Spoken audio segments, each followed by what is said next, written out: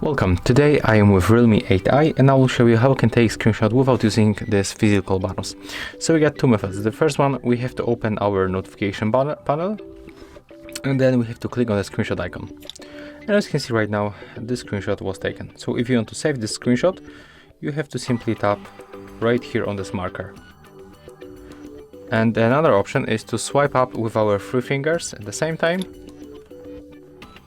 And we can also save by tapping right here.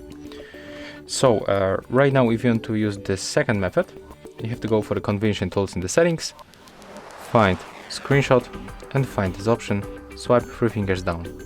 We get also this method to simply click and hold the screen with three fingers, and right now we are able to take the scroll screenshot, but of course we can scroll to our screen and then save. So honestly, we can use the three different methods to take screenshot. So if you find this video helpful, remember to leave a like, comment and subscribe.